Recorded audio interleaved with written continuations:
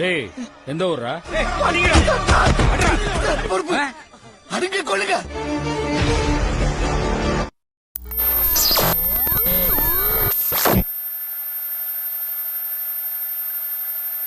Persiapan pernikahan Satya dan kekasihnya Mera telah disiapkan dengan baik untuk menyambut kedatangan pihak wanita yang sebentar lagi akan datang.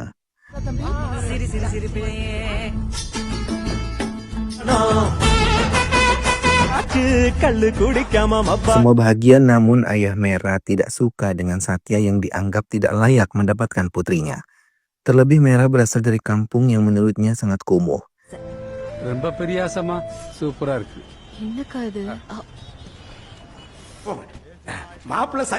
Mera menceritakan pada Satya keadaan hotel yang ia jadikan tempat penginapan, yang menurut ayahnya pun tidak layak untuk mereka huni. Satya hanya bisa meminta Mera memaklumi, namun ia meyakinkan kalau hotel yang telah ia pilih adalah hotel terbaik di desa Pudukotai. Satya dan keluarganya bersama-sama menuju toko untuk membelikan Mera sari yang cantik untuk pernikahannya.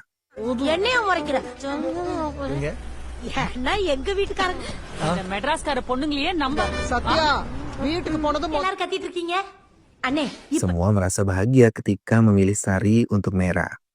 Setelah memilih semuanya, mereka dengan bahagia kembali menikmati perjalanan kembali ke rumah.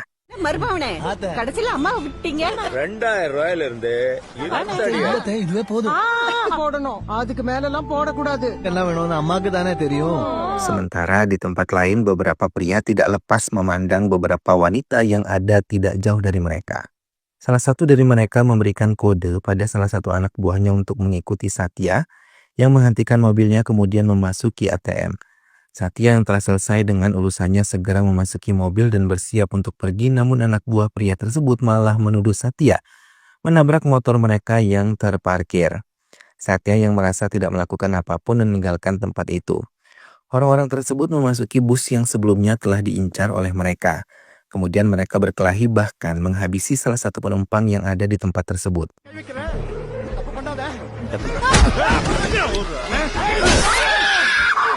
Semua penumpang merasa ketakutan, hanya bisa diam dan membiarkan mereka pergi setelah menghabisi. Setelah menelpon Mera, Satya bersiap untuk pergi menemui Mera di hotelnya.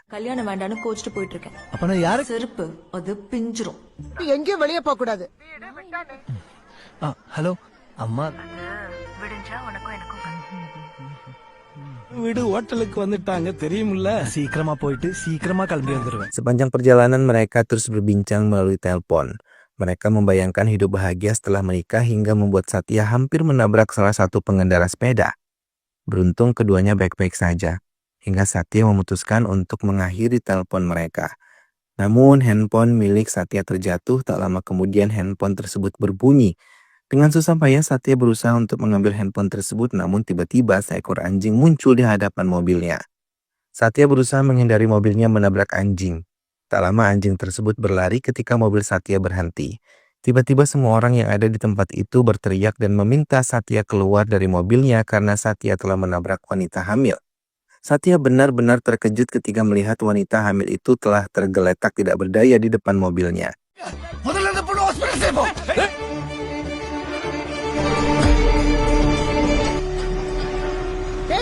Ia membawa wanita itu dengan mobilnya untuk rumah sakit dan memeriksa keadaannya.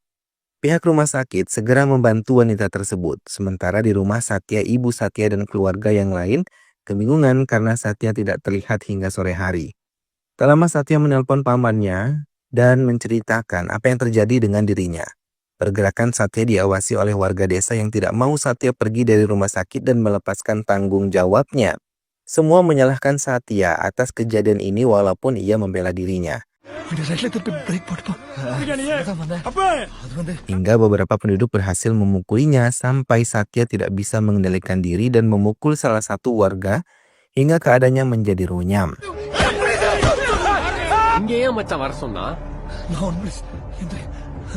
Bahkan beberapa teman Satya datang pun tidak bisa membantu, hingga dokter datang dan memisahkan mereka karena menganggap mereka mengganggu proses pengobatan di rumah sakit. Kakak laki-laki dari korban itu sangat marah dan mengatakan kalau Satya pasti akan dihukum di penjara. Satya menjelaskan pada ketiga teman-temannya dengan sangat jelas, ia tidak merasa menabrak wanita hamil itu. Ia hanya menghindari 2 ekor anjing yang berlari, namun tiba-tiba ketika mobilnya berhenti, warga memintanya turun dari mobil karena wanita hamil itu telah tergeletak di depan mobilnya. Satya terdiam ketika melihat Singam, pria yang pernah menghabisi penumpang di dalam bus. நடந்ததெல்லாம் இல்லைன்னு ஆயிடும் இருந்ததுனால போச்சு. Ia marah ketika tahu istrinya Kalyani menjadi korban kecelakaan, terlebih ketika melihat Satya pelakunya. Ia mendekati Satya dan langsung memukulinya karena ia sangat kesal ketika mengingat Satya adalah pria yang pernah menjadi incaran kejahatannya. Polisi datang dan memisahkan Singan dan Satya. Singan pun menjauh karena ia tidak mau keadaan Kalyani menjadi lebih buruk. உனக்கு தலை இருக்காது இன்ஸ்பெக்டர். என்ன நான் சொன்னேன் போலீஸ் வருவாங்கன்னு. சொல்லுங்க ஹாஸ்பிட்டல்ல வந்து பிரச்சனை பண்ணா கல்யாணிக்கு என்னாச்சுன்னு பாப்போம். அது வரைக்கும் நீ கொஞ்சம் போ. Satya sendiri berdoa di depan patung dewa dan mengingat perkataan ibunya yang tidak mengizinkannya keluar rumah, namun ia melanggar hingga kemalangan ini terjadi. Ia benar-benar menyesal karena melanggar aturan ibunya.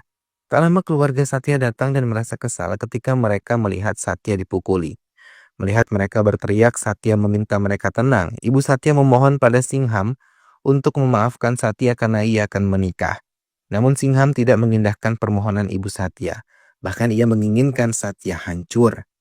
Satya meminta keluarganya untuk berhenti memohon kepada keluarga korban karena ia sudah cukup kacau dan hanya bisa berharap Kalyani korbannya bisa selamat. Satya terdiam dan kembali ingat permintaan Mera yang mengajaknya bertemu hingga ia melanggar adatnya untuk tidak keluar rumah setelah mendekati hari pernikahan. ஒரு நிமிஷம் இருமா, ஒரு நிமிஷம் இரு. பேசிட்டு இருக்கு. Tak lama pihak rumah sakit memanggil keluarga Kalyani. Sigma dan kakak laki-laki Kalyani memasuki rumah sakit dan tidak mengizinkan Satya ikut bersama mereka. Satya sendiri memilih berdoa kembali untuk bisa mendapatkan yang terbaik. Sementara Singham sendiri memegang perut Kalyani dengan penuh kesedihan. Keluarga Mera telah tiba di kediaman Satya. Semua menyambut bahagia namun tidak menyadari kalau Satya masih menghadapi persoalan yang sangat pelik. Tak lama, kakak laki-laki Kalyani dan Singham keluar dari rumah sakit dengan wajah murung dan mengatakan kalau nyawa anak di dalam kandungannya kritis. Keluarga yang mendengar itu marah dan memukuli Satya. Dengan cepat Satya dibawa oleh pihak kepolisian. Mera sendiri merasa bahagia karena tengah mengikuti urutan adat menjelang pernikahannya. Tak lama paman Satya mengabari hal yang tengah terjadi pada Satya. Mendengar hal itu, ayah Mera membawa Mera dari tempat itu dan membatalkan semua rencana pernikahan mereka. Satya yang telah diamankan di kantor polisi terus ditunggui oleh pihak keluarga Kalyani yang ingin kembali main hakim sendiri. Tak lama Singham datang dan mengatakan mereka tidak perlu lagi marah pada Satya karena keadaan Kalyani. Ia yakin akan baik-baik saja. Kakak laki-laki Kalyani meminta Singham untuk kembali ke rumah sakit menunggu Kalyani. Singham menurutinya dan pihak kepolisian pun meminta mereka untuk pergi dari kantor polisi itu karena Satya akan diamankan di kantornya. உங்களுக்கா அப்பா பாதிக்கப்பட்டது அந்த போய் குடும்பம். Ketika semua keluarga Kalyani pergi dari kantor polisi, salah satu teman Satya mencoba berbincang padanya. Ia mengatakan kalau mereka akan mencabut laporan pada Satya karena Kalyani baik-baik saja. Tapi ia mendengar kalau mereka akan menghabisi Satya setelah Satya keluar dari kantor polisi ini. Satya meminta kepada petugas untuk memindahkan Kalyani ke rumah sakit lain karena ia menaruh curiga dengan pihak rumah sakit. Namun permohonannya tidak diindahkan hingga teman Satya malah diusir dari kantor polisi tersebut. Satya memberikan kode kepadanya untuk bisa mengawasi mereka dan Kalyani. Kericuhan terjadi ketika teman Satya meminta Kalyani dipindahkan hingga kesempatan itu digunakan oleh Satya untuk melihat Kalyani di rumah sakit. Namun ia terkejut ketika tiba di rumah sakit, dokter mengabarkan kalau bayi di dalam kandungan tidak bisa diselamatkan. Semua orang merasa terpukul terlebih Singham, ia menangis sedih. Melihat hal itu, Satya merasa dunianya pun runtuh. Ia pergi meninggalkan rumah sakit itu dan menyesali semua yang terjadi. Ia pun menangis sejadi-jadinya karena kemalangan yang menimpa hidupnya. Persidangan dilakukan dan Satya dinyatakan bersalah dalam kecelakaan ini. Ia dikenakan denda Rp50.000 dan penjara selama 2 tahun. Satya yang dikawal oleh petugas merasa terkejut ketika keluarga Kalyani mencoba untuk menghabisinya. Beruntung pihak kepolisian bisa menyelamatkannya. Sementara Kalyani sendiri benar-benar merasa terpukul dengan kehilangan anaknya. Singham yang mengurus semuanya benar-benar harus menguatkan dirinya terlebih melihat istrinya tidak berhenti untuk menangis. Bahkan tidak sadarkan diri ketika tubuh kecil anaknya dibawa untuk dikebumikan. மனசு கேட்கலையா ஒன்னும் கேட்காமலே ஒன்னும் சேர்க்கலையா. Mera menemui Satya di dalam penjara dan berharap mereka akan kembali bersatu. 2 tahun kemudian, Satya yang telah melewati semuanya dijemput oleh pamannya dan dibawa ke Chennai untuk melanjutkan hidup di kota itu. Keluarga Satya menyambut dengan bahagia kedatangan Satya. Namun saat ia menanyakan kemana ayahnya, ibunya malah menangis sambil menyuap makanan dari tangannya. Satya terkejut ketika tahu kalau ayahnya telah meninggal dunia. Sementara ibunya kembali menangis setelah menahan semuanya. Satya merasa kesal karena ia tidak diberitahu tentang kematian ayahnya. Pamannya menjelaskan saat itu ayah Satya merasa sakit di dadanya. Keduanya ke rumah sakit dan di sana ia mengungkapkan bila sesuatu yang buruk terjadi padanya, ia tidak mau Satya tahu. Mendengar hal itu, Satya memeluk erat pamannya dan menyalahkan dirinya sendiri atas semua kemalangan ini. Kepulangan Satya disambut dengan adat mereka. Ia dimandikan dan didoakan agar bisa terlepas dari kemalangan berlanjut larut. Namun Satya tetap terpukul dengan kepergian sang ayah hingga ia menangis terus-menerus menyalahkan dirinya. Lagi-lagi keluarga Satya merasa terpukul dengan keadaan Satya. Satya dan ketiga temannya mencoba menemui Mera. Walaupun ia telah diperingatkan oleh teman-temannya karena ayah Mera marah, Satya tidak peduli. Ia terus melangkah mendatangi rumah Mera. Hingga salah satu dari mereka mengatakan kalau Mera telah menikah dan memiliki seorang anak. Satya menghentikan langkahnya dan mengingat percakapan terakhir mereka sebelum ia mengalami kecelakaan itu. Satya berlari menyusul teman-temannya dan meminta mereka untuk membawanya pergi. Lagi-lagi Satya merasa sangat hancur, namun ia tidak bisa berbuat banyak. Hingga keempatnya hanya saling diam sepanjang perjalanan kembali ke rumah Satya. Ketika temannya mengatakan kini Mera telah berada di London setelah setahun lalu menikah. Paman Satya mengirimnya pergi dari Chennai bersama teman-teman Satya. Ia mau Satya memulai hidup baru. Namun tiba-tiba ketika ia akan menuju bus, Satya dan ketiga temannya diserang oleh orang-orang bertopeng. Melihat hal itu, paman Satya mencoba melindungi hingga ia terkena sabetan benda tajam dari orang-orang bertopeng tersebut.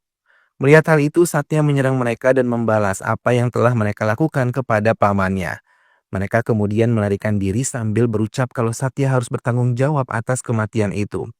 Satya hanya bisa terdiam dan membawa paman Chelpandi ke rumah sakit untuk mendapatkan perawatan. Keluarga Satya kembali menangis melihat keadaan Chelapandi. Dan lagi-lagi Satya merasa bersalah dengan yang terjadi pada keluarganya. Terlebih ketika bibinya mengatakan kalau Satya harus pergi jauh dari keluarganya agar kesialan itu tidak ada lagi. Tiba-tiba seorang suster mengenali Satya yang telah terlibat kecelakaan.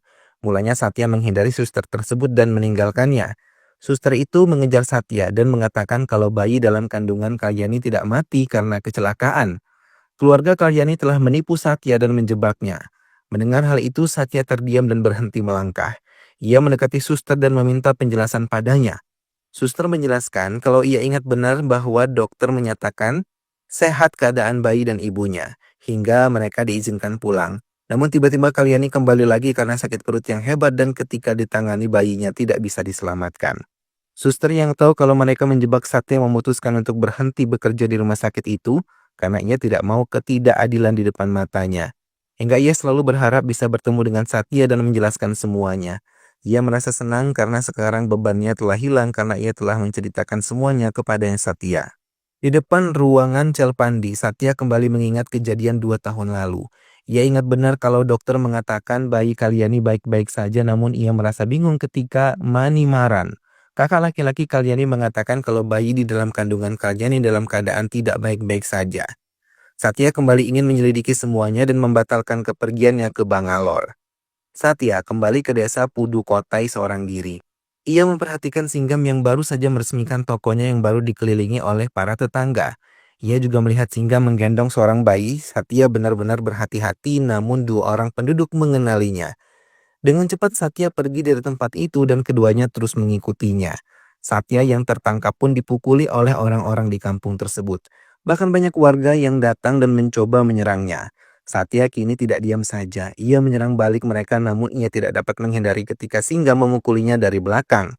Satya mengungkapkan kalau ia tidak bersalah atas kematian anaknya. Mendengar hal itu, Singgam terus memukuli Satya tanpa henti. Bahkan kini anak buahnya pun datang dan menyerangnya. Beruntung Satya berhasil melarikan diri dan selamat dari kejaran mereka.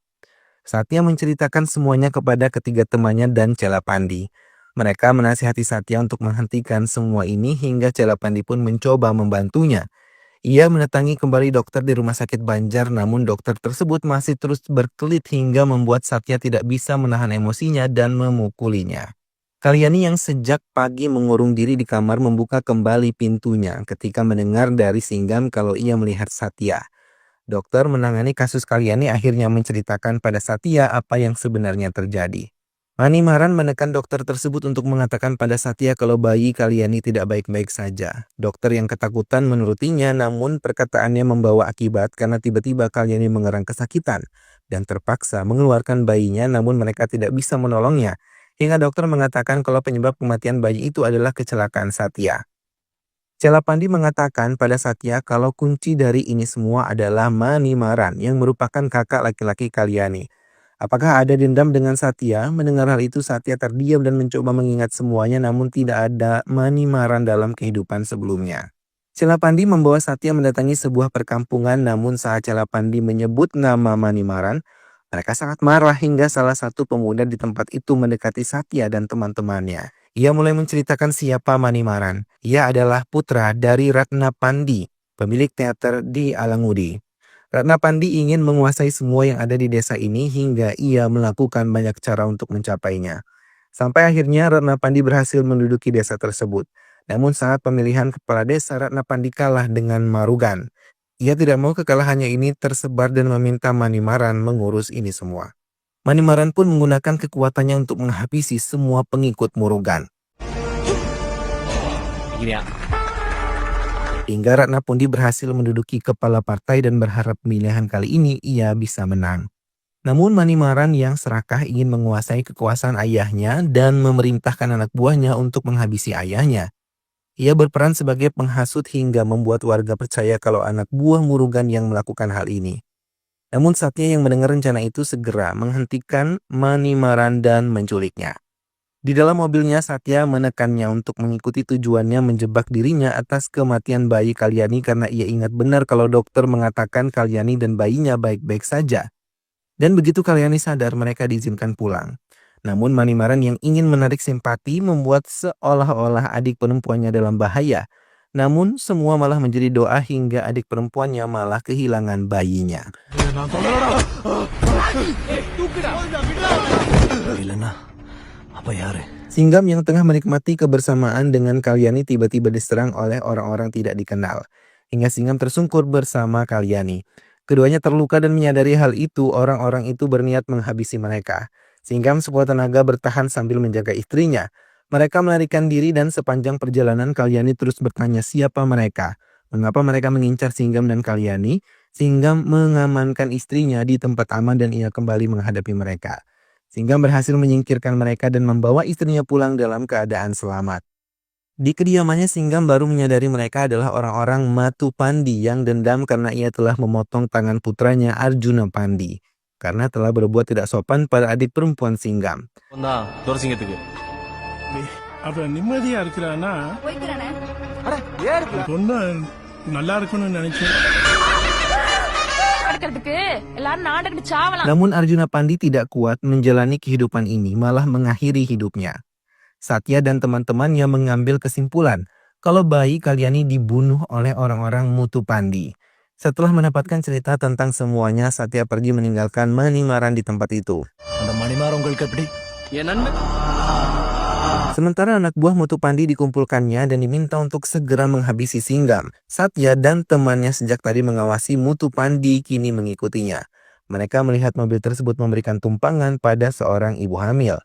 Tak lama Satya menarik kesimpulan kalau Mutu Pandi bukanlah orang di balik kematian bayi-bayi itu. இவன் முடிவு பண்ண முத்து பாண்டி அந்த கொள்ள ஆளாரப்பிட்டு இருக்கா. Mereka yang mencoba menghentikan Mutu Pandi terkejut ketika melihat Singgam masuk ke mobil Mutu Pandi.